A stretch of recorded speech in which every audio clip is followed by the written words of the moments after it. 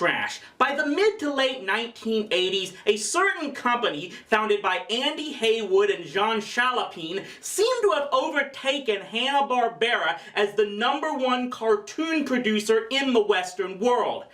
And apparently they weren't against stooping to Bill and Joe's tricks, as they could be just as guilty of copying themselves. If you were a kid in the 80s, surely something you wanted to see was a cartoon about spoiled rich teenagers living the lap of luxury in paradise, right? Well, that's what DiC gave them for the syndication market with Beverly Hills Teens. A show about a bunch of high schoolers in the titled SoCal Enclave living lifestyles that would probably make Robin Leach upchuck at how lavish they were. Though at least Goldie Gold might still look at these kids as peasants. And no, I sadly cannot accuse this show of ripping off another one named after Beverly Hills, because this cartoon actually came out 3 years before Aaron Spelling's little teen dramedy.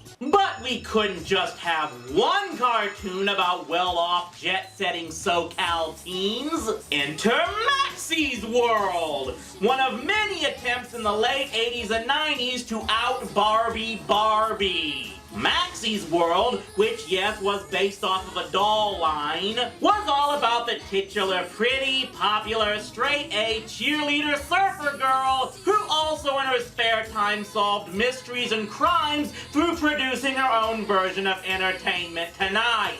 Just reading that and I want to see Kim Possible kick her ass. Naturally, the viewing public was just begging for these two shows to have a crossover episode, right?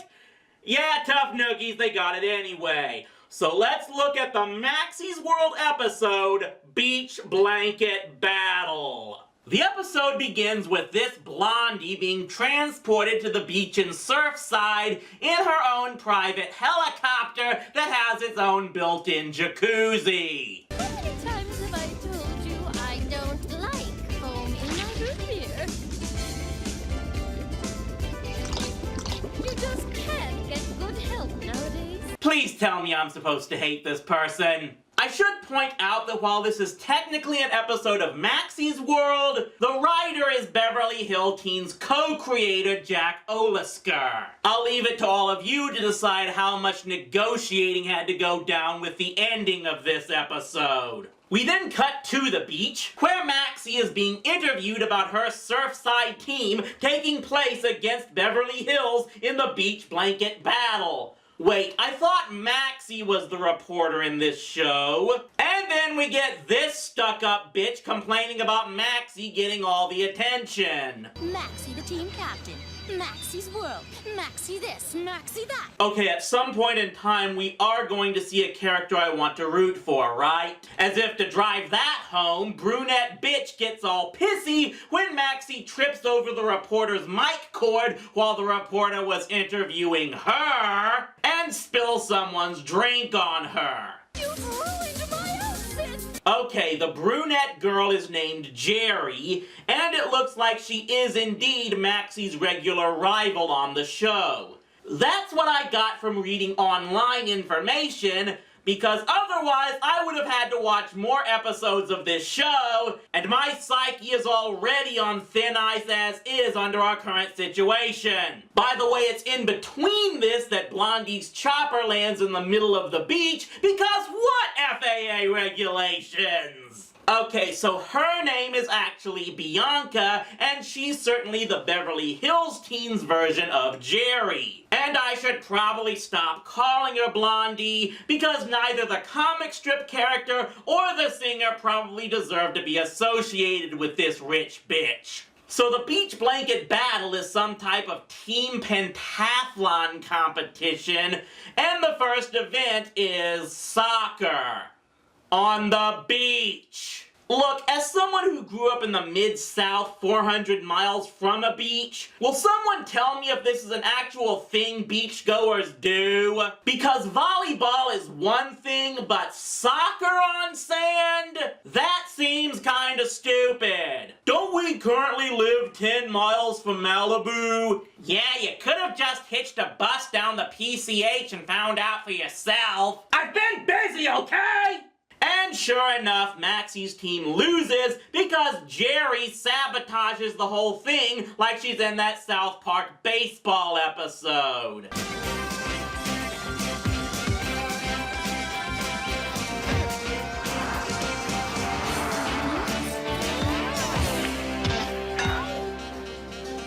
They creamed us. After that, Bianca gets a whole spa treatment on the beach while being interviewed, and I'm sorry, I gotta say this. What is wrong with this guy's lips? Dude, whoever convinced you to get collagen, serve them a court summons. We then switch to the more realistic sport of beach volleyball, and this is one at least more competitive, mainly because Bianca refuses to touch a dirty ball. If only I still had Carrie Walsh on speed dial. And Maxie's team wins when the game point bounces off this guy's head and back over the net onto the Beverly Hills side, I think. Yeah, I wouldn't be surprised if Jack Olisker went on to write some sports movies in the 90s for Disney. The next event is the egg grab, which apparently involves teams trying to grab eggs off of a trampoline. I don't even want to think of what type of parodies could be made out of something like this. And again, Jerry has a plan to sabotage her team's efforts just to humiliate Maxie, which Bianca is more than willing to accept. Okay, again, I haven't watched any other episodes of this show, but if Jerry is as much of a thorn in Maxie's side as I suspect she usually is, why would Maxie put her on the team?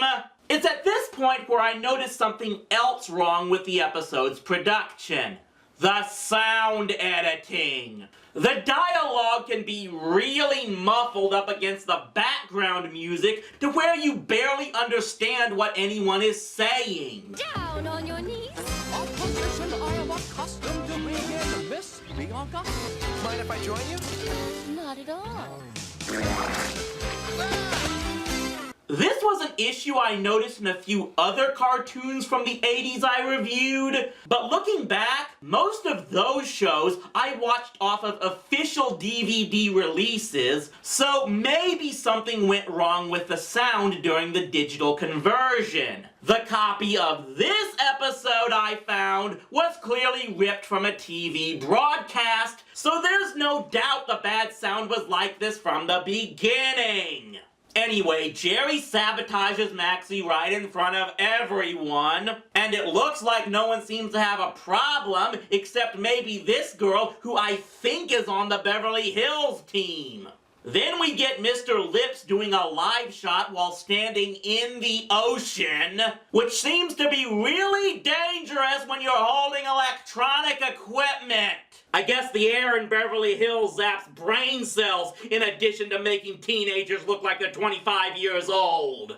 As if to drive that home, it's only as the next event is about to start that Jerry realizes, through other people telling her, that her plans to humiliate Maxie will actually cause her team to lose the competition.